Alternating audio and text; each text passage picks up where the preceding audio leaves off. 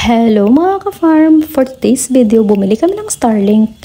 Noong mga nakaraang araw ay pumunta kami sa isang internet provider at nag-apply para magka-internet dito sa farm. Tinanggap naman yung application namin.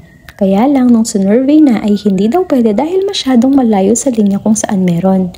At kung ilalagay nga daw ay gagastos kami ng 50,000 pesos. Kaya naman naisipan namin ng aking asawa na bumili ng Starlink. Mabuti na lamang at meron silang nakasale ngayon. From 28,000 pesos, meron silang mga refurbished items na nasa 14,000 pesos lamang. Paano nga ba kami nag-order o bumili ng item? Nagpunta kami sa mismong website ng Starlink. May fill up kami doon at card nga pala yung mode of payment nila. 15,300 yung binayad namin kasama na yung shipping at handling fee. At kapag okay na ay mag-i-email sila na on process na yung order. The following day, nag-email ulit sila na for delivery na yung item at expected arrival nga nito ay July 26 to 30. Pero July 23 pa lamang ay natanggap na namin ito.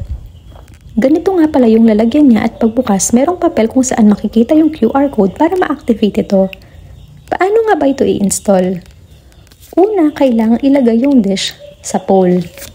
Pagkatapos, i-connect yung mga cables sa power supply. Then, ilagay na yung dish kung saan nyo gusto para makakuha ng signal. Pansamantagal yung amin dito muna sa hagdanan.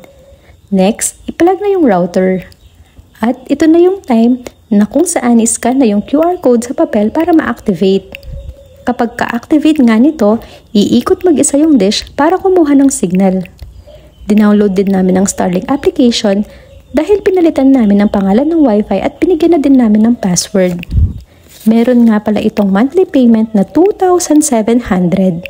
Ganun lang kadali at sobrang bilis din ng internet connection namin ngayon. As in walang lag. Yun lang mga ka-farm!